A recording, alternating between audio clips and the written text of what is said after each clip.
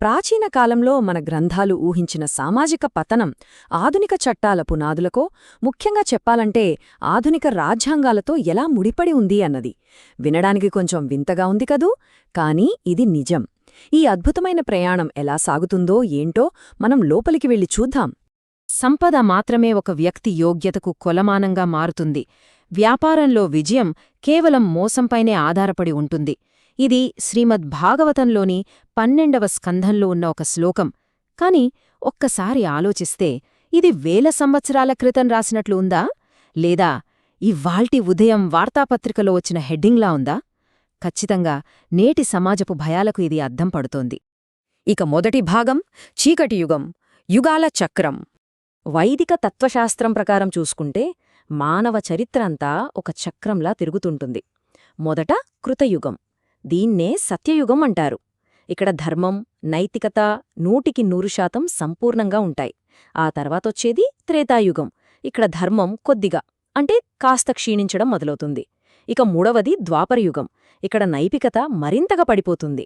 చివరగా మానవాళి ఎప్పుడెప్పుడా అని భయపడే లేదా ఎదురుచూసే కలియుగం వస్తుంది. దీన్నే మనం చీకటియుగం అని కూడా అంటాం. కాలక్రమంలో మనిషి ప్రవర్తన, మన సమాజం ఎలా పతనమవుతూ వస్తోందో ఈ చక్రం చాలా స్పష్టంగా వివరిస్తుంది. రెండవ భాగం పతనానికి 4 సంకేతాలు, కృష్ణుడి దర్శనాలు. పాండవులడిగిన ఒక ప్రశ్నకు సమాధానంగా శ్రీకృష్ణుడు వారికి 4 అలంకారిక దృశ్యాలు చూపిస్తాడు. ఇవి చాలా లోతైన అర్థాన్నిస్తాయి. మొదటిది, చాలా మధురంగా పాడే ఒక కోకిల సజీవంగా ఉన్న ఒక కుందేలును తినేస్తుంటుంది. అంటే పైకి చాలా మంచిగా కనిపిస్తూనే లోపద కపటత్వం, క్రూరత్వం దాచుకున్న నాయకులకు ఇది సంకేతం. రెండవ దృశ్యం, పొంగిపొర్లుతున్న బావులుంటాయి, కాని సరిగ్గా మధ్యలో ఉన్న ఎండిపోయిన బావిని మాత్రం అవి అస్సలు పట్టించుకోవు. ఇది మన సమాజంలో ఉండే ఆర్థిక అసమానతలకు ప్రతీక. ఇక మూడవది, ఒక ఆవు తన దూడను అతి ప్రేమతో గాయాలయ్యేలా నాకడం. మితిమీరిన గారాబం పిల్లల జీవితాలను ఎలా నాశనం చేస్తుందో చెప్పడానికి ఇదొక ఉదాహరణ. నాలుగవది, దొర్లుకుంటూ వస్తున్న ఒక పెద్ద బండరాయి ఖచ్చితంగా ఒక చిన్న మొక్క దగ్గరే ఆగిపోవడం. అంటే సమాజం వేగంగా నాశనం వైపు పరుగెడుతున్నప్పుడు భగవన్నామం లేదా ఆధ్యాత్మిక ఆసరా అనే ఒక చిన్న మొక్క మాత్రమే దాన్ని ఆపగలదని దీనర్థం. ఇవే కాదు, భాగవతంలో ఇంకా కొన్ని భయంకరమైన అంచనాలున్నాయి. పాలకులే దొంగల్లా మారిపోయి సొంత ప్రజలను దోచుకుంటారని అందులో చెప్పబడింది. అంతేకాదు, కరువులు, విపరీతమైన పన్నుల భారంతో ప్రజలు తట్టుకోలేక అడవులకు పారిపోతారు.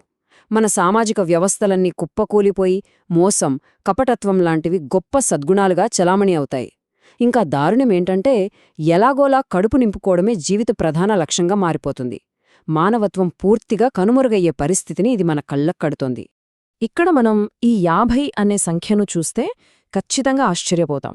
అవును, కలియుగం తన గరిష్ట దశకు అంటే పీక్ స్టేజ్కి చేరుకున్నప్పుడు మానవుల గరిష్ట ఆయుర్దాయం కేవలం 50 సంవత్సరాలకు పడిపోతుందని గ్రంథాల్లో చాలా స్పష్టంగా పేర్కొన్నారు.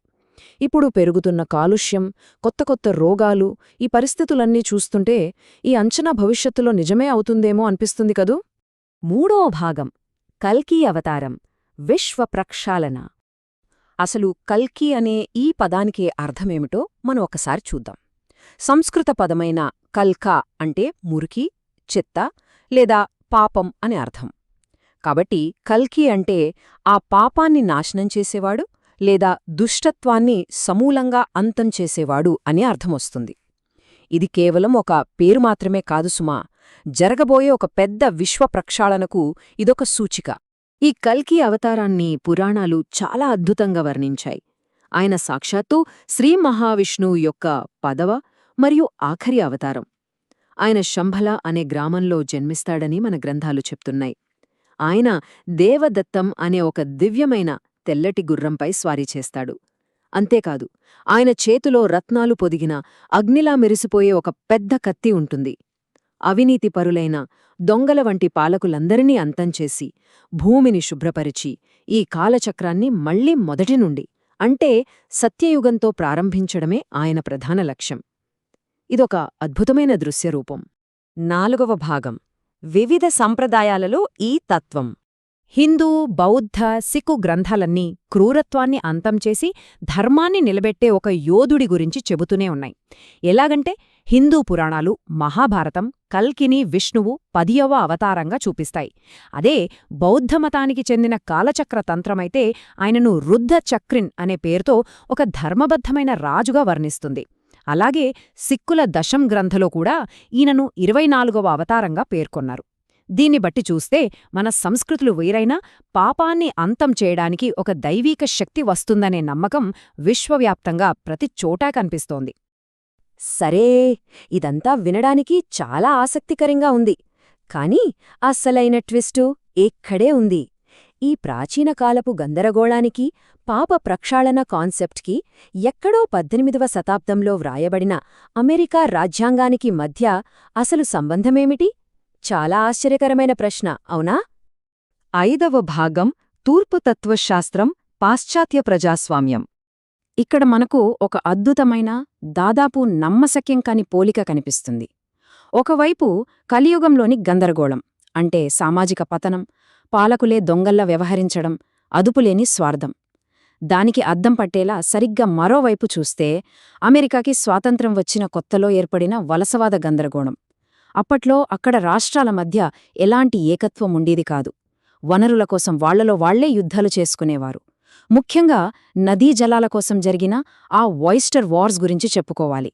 అప్పటి వాళ్ళ తొలి చట్టాలైన ఆర్టికల్స్ ఆఫ్ కాన్ఫెడరేషన్ కూడా పూర్తిగా విఫలమయ్యాయి.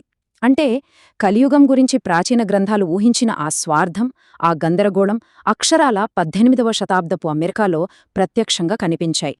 కాని ఇదంతా ఏదో యాదృచ్ఛికంగా జరిగింది కాదు.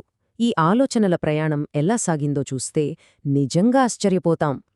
ప్రాచీన భారతదేశపు వైదిక గ్రంథాలలోని తత్వశాస్త్రం మెల్లగా బౌద్ధమత నైతిక వ్యవస్థలకు చేరింది.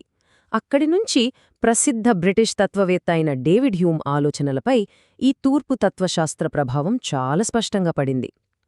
హ్యూమ్ రచనలను క్షుణ్ణంగా అధ్యయనం చేసిన జేమ్స్ మాడిసన్ ఆ తత్వశాస్త్రం నుండి స్ఫూర్తి పొంది ఆధునిక అమెరికా రాజ్యాంగ రూపకల్పన చేశారు. తూర్పు నుండి పడమరకు జరిగిన ఈ అద్భుతమైన వంతెన ప్రయాణం నిజంగా గ్రేట్ కదూ! ఇక్కడ మనం అర్థం చేసుకోవాల్సిన అత్యంత ముఖ్యమైన పాయింట్ ఏమిటంటే, ఆధునిక రాజ్యాంగాలు, మరీ ముఖ్యంగా అమెరికా రాజ్యాంగం లాంటివి ప్రాచీన కాలపు ఆ కలియుగ పతనం లాంటి సామాజిక విచ్ఛిన్నానికి వ్యతిరేకంగా మనకు మనం నిర్మించుకున్న ఒక చట్టబద్ధమైన రక్షణగోడ. ప్రాచీన గ్రంథాలు సమాజాన్ని ప్రక్షాళన చేయడానికి, కల్కి లాంటి దైవిక శక్తి కోసం ఎదురుచూస్తే, పాశ్చాత్య ప్రజాస్వామ్యం మాత్రం మానవులు స్వయంగా తయారు చేసుకున్న రాజ్యాంగం అనే ఈ చట్టబద్ధమైన చట్రంపై ఆధారపడింది. మన ఈ అద్భుతమైన ప్రయాణాన్ని ముగించే ముందు ప్రముఖ కవి రవీంద్రనాథ్ ఠాగూర్ చెప్పిన ఒక లోతైన మాటను తప్పకుండా గుర్తుచేసుకోవాలి. మానవుని స్వేచ్ఛ, పరిపూర్ణత ప్రేమలో ఉంది. ఆ ప్రేమకే మరో పేరు అవగాహన. ఈ అవగాహన శక్తి ద్వారా అతను సర్వవ్యాప్తమైన ఆత్మతో ఐక్యమవుతాడు. ఎంత గొప్ప మాట కదో! స్వార్థానికి, సామాజిక పతనానికి విరుగుడు కేవలం బయటి నుండి తెచ్చే చట్టాలు మాత్రమే కాదు, మన లోపల ఒకరినొకరు అర్థం చేసుకునే సహృదయత, ఏకత్వం కూడా ఉండాలని ఠాగూర్ మాటలు మనకు స్పష్టం చేస్తున్నాయి. ఇక చివరగా ఒక ఆలోచింపజేసే ప్రశ్నతో ముగిద్దాం. కలియుగం అనే ఈ అనివార్యమైన చీకటి కాలాన్ని దాటడానికి ఆధునిక ప్రజాస్వామ్య వ్యవస్థలే మానవాళి చేసిన అత్యుత్తమ ప్రయత్నమా? దైవం వచ్చి కాపాడుతుంది అని నిరీక్షించడం ఒకవైపు ఉంటే, బలమైన చట్టాల ద్వారా, రాజ్యాంగాల ద్వారా మన సమాజాన్ని మనమే కాపాడుకోవడం మరోవైపుంది. ఈ రెండు విభిన్నమైన ఆలోచనల కలయిక నిజంగా అద్భుతం. దీనిపై మనం మరింత లోతుగా ఆలోచించాల్సిన అవసరం ఖచ్చితంగా ఉంది. ఈనాటి మన విశ్లేషణ మీకొక కొత్త కోణాన్ని పరిచయం చేసిందని ఆశిస్తున్నాను. ధన్యవాదాలు.